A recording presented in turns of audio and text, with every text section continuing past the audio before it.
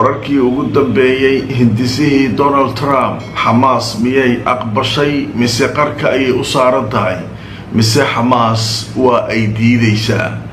wararkii ugu dambeeyay wixii laga qoray saakay baan idin hayaa waxa soo kale saakaan idin hayaa warar waaweyn oo ka soo baxaya doomihii ku sii jeeday dhanka iyo Gaza Talyaanigii miyuu ka haray xaaladdu waa sidee meeshii waxay taagan yihiin doomihii hore lagu weeraray cabsi fara badan ayaa timid moobiladii ay wateen ayay badda ku wada daadiyeen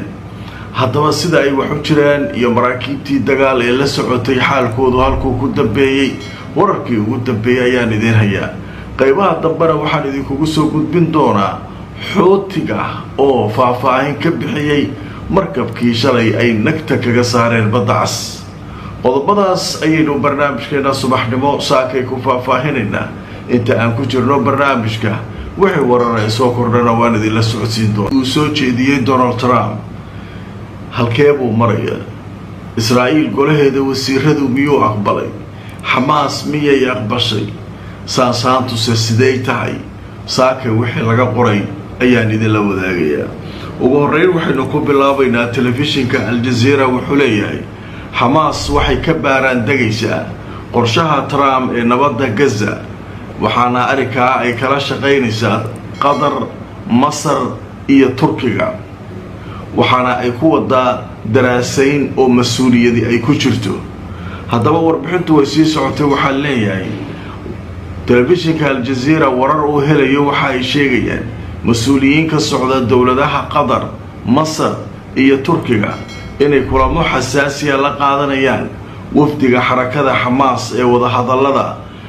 iyagoo markaasi isla gorfaynaya qorshaha madaxweynaha Mareykanka Donald Trump kaasoo uu dhawaan soo jeediyay waxaana ay sheegeen Hamas inay u baahan yihiin si mas'uuliyadi ku jirto inay u eegaan arrinkan wixii khatar ku ah shacabkoodana ay ka saaraan dhanka kale ra'iisul wasaaraha ahna wasiirka arrimaha dibadda dawladda Qatar ayaa sheegay in ujeedadoodu ay tahay ama hadafkooda ugu weyn uu yahay in la soo dhameeyo dagaalka ka soconaya Gaza oo dad fara badani ay ku dhinteen dhanka kale wafdiga Hamas ayaa kulamo waxa ay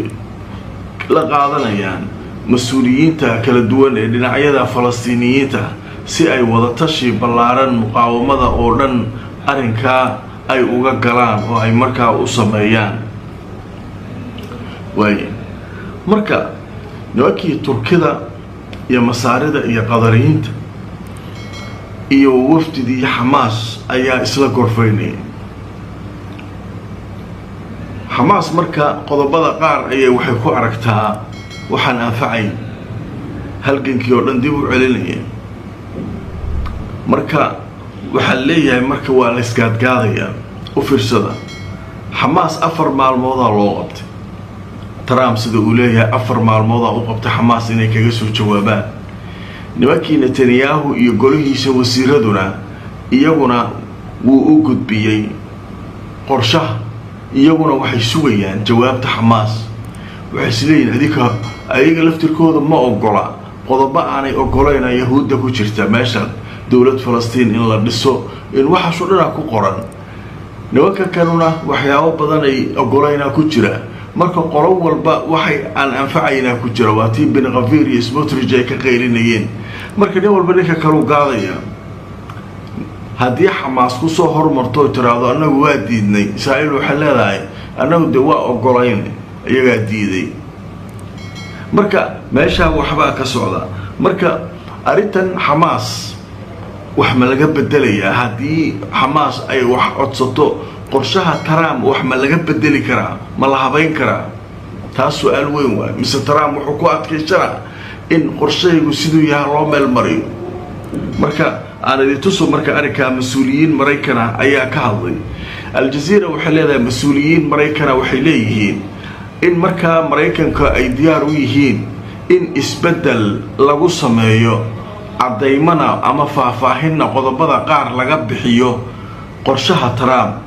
haddaba wargeyska la yiraahdo Axios ee ka soo baxa dhanka Mareykanka ayaa wuxuu sheegayaa in maraykanku ay diyaar u yihiin dalabaadka ama codsiyada ka imanaya si loo faahfaahiyo qodobada qaar iyo isbeddel xadidan in lagu sameeyo haddii ay codsato xarakada muqaawamada islaamiga xamaas in arrimaha laga qabto qorshaha Donald Trump. waxaana la sheegay qorshahanu inuu noqon doono midka ay maraykanku doonayaan in lagu soo afjaro dagaalka ka socda Gaza. laakiin mas'uuliyiinta maraykanku waxay leeyihiin qorshaha gebi ahaantiisa ma laga doodi karo. waxay yiraahdeen tawdiixaad waa lagu sameyn karaa, meelaha qaar in la faahfaahiyo la cadeeyo maraykanku way ku sameyn karaan.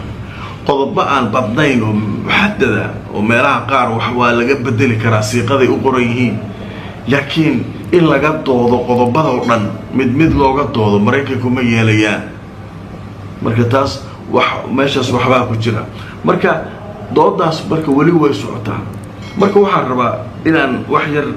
wixii ay dadkii la wareysanayay carabtii professoradii dadkii maaragtay arrimahan falanqaynayay waxoogaa markaa soo dhageystay waxyaabaha ay aadka uga hadlayeen waxaa ka mid ah dooda meesha ka jirta oo ku hoos qarsoon dowladda Falastiin ay yeelan doonto oo waxa kan Xamaas ay isku dhiibayso hubka ku dhiibayso leeyahay dowlad Falastiin la dhisa tawdiixaad badan u baahan tahay in cadeymo badan in meesha la faahfaahiyo. maraykanku ma faahfaahinin wuxuu leeyahay waxa ku jira arikaanu maaragtay waxa ka wada fariisan doona Falastiin iyo Israa'iil mar kale ka fariisan doona oo ka sheekaysan doona xuduudka intuu noqonaya Qudus al-Sharqiyya 1907 muu noqonaya ma meel kale noqon dood kale hor la waay. marka meesha waxay leeyihiin arikaas wuxuu u baahan yahay in cadeymo badan laga bixiyo. maraykanku waa diidanaa in la aqoonsado dowlad Falastiin ay yeelato soo hadda marka ku aqoonsana marka Xamaas meesha waa lagu gaadi doonaa macnaha hubkii marka laga dhigo ay isdhiibaan oo la yiraahdo dowlad Falastiin ku beddelas dowladda Falastiin hadana looq la geliyo la boodo oo sheekadeedu wax dhamaana aysan noqon oo la isku qabsado xuduudii. doodaas marka waxa leeyahay waa dood furan ay leeyihiin waana wax aqli gal ah macquul ah. marka waxa ay hadda Xamaas ay miiska soo saartay maraykanku ay leeyihiin cadeymaha loo sameeyaa waa kaas. marka qodobada marka ugu muhiimsan marka kaas way leeyihiin. marka ninkan markuu maxaabiista dhiibo hubkiisa dhigo oo wax walba sameeyo uu ogolaado dad ajnabiya inay Gaza xukumaan ciidan ajnabiya carabi iyo waxa kan la keeno muxuu ku bedelanaa waxa kaliya oo laga gadaa waxay tahay maxaa u dagaalamayeen adigu hadda Xamaas in dowlad Falastiin la siina. marka laakiin waxay leeyihiin cadeyn maxaa lagu siinaa nimankan wax cad bale. nimankan waxay doonayaan 1967 xuduudihii Falastiin inta aan Israa'iil ku habsan oo aysan qabsan in maaragtay xuduudahoodii waxa ku jiray marka al-Qudus al-Sharqiyya dhinaca bari ee magaalada Qudus dhinacaas maxaa soo galaya masjid al-Aqsa iyo Falastiin maamulaysa laakiin Israa'iil maxaas ma rabaan. marka maraykankuna wuu isaga dhaxbaxaya hal mar hadduu shaqada qabto oo Gaza nimanka gacantooda laga bixiyo maxaabiistana laga bixiyo wax ka galay ma jiraan 2 sano kadib maraykanku ninkan Trump uu baxaya marka nimankan iyaga u taala meel aadaan leey. marka sheekada waxay leeyihiin marka waa in aad looga baaraan daga oo aan lagu tagtagin. marka dowladaha Turkiga waxa Turkiga soo galiyay meesha oo Masar iyo Qatar kaliya ahaayeen Turkiga soo galiyay dood kulula marka meesha ka jirta. Turkiga asaga la rabaa in maraykanka loo diro oo la yiraahdo ka soo cadeey marka sheekadaas wali marka ma saarana. nimankii Yahuudana iyaguna waxay sugayaan Xamaas waa diiday markii la yiraahdo waxay iska dhigayaan dad ogol qorshe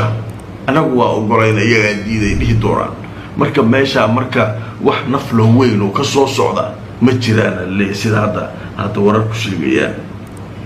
marka arimaha ku saabsan wixii ka soo kordha waa arki doonaa. arin cusub soo korortay ku saabsan nimankan doomihii u socday dhanka iyo Gaza dadka nabadda u ololeeyay ay wateen doomahaas dhibaatay ku jiraan hadda meel waxaa jirta leeyahay 120 mayl ayay Gaza u jirtaa meeshii saacado ka hor soo gaareen waa meesha Israa'iil ay leedahay waa badayda waa badii Falastiin laakiin Israa'iil way sheeganaysaa anaga haysanay badweyntu waa ka soo gudubteen markan halkaan soo gasheen markan maraakiibtii la socotay anigu shalay waxaan idin sheegay maraakiibtan waxaa laga baqayaa idinku yiri marka loo dhawaado xadka Israa'iil inay iyagu yiraahdaan waa ka baxnay anaga idinkeedii taala inta ka dama socda ama hal idin laay anaga badweynta kaliya oo macnaha markii horeba ay ra'yul caamka media iska gadayeen Talyaani inaanu waxba ka qaadeen Israa'iil waa la ogaa Mareykan ku daabanay Talyaani marka markabkiisa dagaalka waxa kan inuu san risk gelin oo dagaal galay waa la ogaa marka iyo Spain waxa kan hal mar Mareykan la hadlay wuxuu leeyahay sheekada ma bilowday ka jooga wara ka baxaya marka macallinka weyn amarkiisa waaba dadka aadka u qaata oo aan ka labayn marka ciidan iyo waxa ay tahay marka ma arkaysa marka hadda waxa leeyahay nimankii dhibaatay la kulmayaan haddaba marka hore marka aan idin tuso telefishinka Al Jazeera wuxuu leeyahay Itaaliya waxay dib uga guratay maraakiibteedii dagaalka ee la socday Ustuula Sumuud doomaha la yiraahdo waxaana la sheegay in dadkii doomaha saarnaa ay ku eedeynayaan inay dhanka Israa'iil u janjeersatay Itaaliya maadaama inay la socoto ay markii hore u ballan qaaday laakiin hadda ay ka baxeen haddaba gelinkii dambe ee shalay oo Talaado ahayd ayaa waxaa la sheegay in Talyaanigu ay sheegeen inay markaa maraakiibtoodii ay halkaa ku eg yihiin ra'iisul wasaaraha Talyaaniga haweeneyda la yiraahdo Giorgia Meloni ayaa sheegtay in ay tahay kooxahan inay iska joogaan maadaama khatar ay la kulmayaan marka xaaladuna aysan wanaagsanayn oo fiirsad Talyaaniga waa markii la soo gaaray xuduudkii Israa'iil annaga intaan ku egnayna idinkana talaa wali weydisiinayna arrinka ka joogay marka Israa'iiliinta meeshooda aadin ay shalay markii maxaa annaga idin waardiinayna noo tiraade nimanka marka Isbaanishkii warba ma laga hayo Isbaanishkii markabkoodii dagaalka ama Spain war laga maayo Turkiga iyaguna diyaaraday soo direen oo kor kala socotay ayadu markii la soo dhawaadayba way hareen marka waxaan oo dhan marka roo idin sheegay markii xuduudkan beeraadka Israa'iil la soo gaaro nimanka karo sharci uma haystaan inay galaan laakiin badda weyn way ku feesteynayaan hadda marka waxa soo galay nimankii doomihii waxay yiraahdeen ma joogsanayno annagu Israa'iil waxay doontaan ugu samayso way soo galeen markay soo galeen marka maxaa dhacay drones in la kor keeno maraakiib dagaal ay ku soo wajahan yihiin la handadayo biyihii lagu hirkii lagu kicinayo maraakiibtu ay waxyaabo badan ku sameynayaan markana ay joogaan meeshii doomihii hore ay commandoska Israa'iil ku fuuleen oo ay ku qabteen haddaba marka aan idin tuso wararkii ugu dambeeyay sheekada laga qoray haddaba waxaa la sheegayaa Al Jazeera qoraysa isgaarsiintii ayaa soo laabatay doonta ugu weyn doomaha la yiraahdo Ustuula Sumuud waxaana ay sheegeen dadkii la socday in moobiladoodii ay ku tuuriyeen badda ay ku tuuriyeen iyagoo ka baqaya in halkaa ay markaa ku qabtaan ciidamada Israa'iil haddaba marka waxaa la sheegayaa in doonta ugu weyn doomahaas u socda Gaza ay la kulmayso dhibaatooyin telefishinka Al Jazeera wariye ka tirsan oo doomaha la socda ayaa sheegay in masaafo aad u dhow ay markaas doonta la yiraahdo Alma oo doomaha ugu weyn ee hogaaminaysa ay markaasi la kulantay tashwiish iyo in isgaarsiintii laga qaso taasoo loo malaynayo maraakiibta dagaalka Israa'iil inay halkaa ku soo socdaan oo ay ku soo dhow yihiin iyadoo diyaarado kale oo drone ahna halkaas lagu arkayay waxay soo kale wariyaashu soo sheegayaan in markab dagaal oo weyn oo markaasi ku soo dhawaaday goobta ay joogaan doomaha marka waa arkaysaa doomihii wadadii tabtii hore doomihii hore mari doonaa laakiin kuwan way ka tira badan yihiin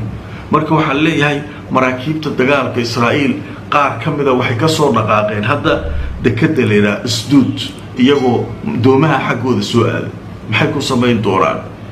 maxay lagu sameyn doonaa maxaa meesha ka dhici doona lama yaqaano laakiin meesha waxa ku cad talyaanigii boolo xoofteenay gabta ku ay xuduudkii markii la yimid xuraanita ku ekaay ka jooga marka adika iska ilaaliya intaan ilaa badweynta waan idila soo socon nimanka badweyn ma rabaan inay Gaza tagaan rabeen marka horena talyaaniga wasiirka gaashaandhigga boolo xoofteenay haddaba marka qodobada halkaas kaga gudbayna waxay soo kordha waa arki doonaa qaybaha dambe ayaa noo dhiman xootiga oo war ka soo saaray markab shalay ay nagta ka saareen badda cas ingiriiska sheegay waa la gubay gantaala lagu dhuftay waxaan idinku yiri Yaxya Sariica haray isaga faahfaahin doona inkastoo ingiriisku ay sheegeen markabku inuu watay calan Hollandees calankiisa laakiin sababta ay u weerarayaan xootigu ayaga way yaqaanaan haddaba marka sababtii iyo waxa ka hadlay Yaxya Sariic Al-Jazeera waxay leedahay Ansaarullah jabhada la leeyahay ee Yemen waxay sheegeen inay bartilmaameedsadeen markab marayay Khaliij Cadan waxaana ay sheegeen inay ku dhufteen gantaalka garbaha leh ee lagu la dagaalamo maraakiibta afayeenka militariga kooxdaasi Ansaarullah Yaxya Sariic ayaa wuxuu sheegay inay doonidaas oo lagu magacaabo Minfagris oo markaa ay leedahay shirkad ku xadgudubtay sida ay yiraahdeen amaradii xootiga oo markaa ay tagtay shirkadaasu maraakiibteedii ay tageen dekadaha Falastiin ee Israa'iil ay haysato marka waxay yiraahdeen nimankaas waxay jibiyeen amarkeen u fiirsado shirkadda iskale markabkaan waxay jibisay awaamirtii aan soo saarnay dekadaha Israa'iil lama tagi karo wax lama geyn karo waxna lagama soo qaadi karo laakiin shirkadda maalika ah oo iskale markabkan waxa laga yaabaa markabku isagu inaanu aadin dekada ugu meel kale u socday laakiin shirkadda iskale ayaa warkeena jibisay oo Israa'iil maraakiib kala u dirtay sidee marka halkan u soo maraysa nagtaan ka gureynaa marka nimanka xootiga niman caadiya ma marka waxay leeyihiin waliba xootigu afayeenkood gantaalada aan ku dhufanay ma sii socon doono waa degaa waa quusa markabkaas maalmaha soo socda marka xaalku halkaas mara wararkaas ayaa saakay barnaamijyadeennii aanu ku soo qaadanay bal adikuna fakari aragti waxaad haysaa noo soo qora barnaamijkaygii ugu horeeyay saakay oo subaxnimo Arbacaa waa naga intaa haddii alla idmo wixii warar soo kordha barnaamijyada dambe ayaan idinkula wadaagi doonaa meel kastoo aad joogtaan like gareeya oo share gareeya barnaamijka haddaad cusub tahay subscribe ka iloobin YouTube ka Facebook kana follow gareey nabadgelyo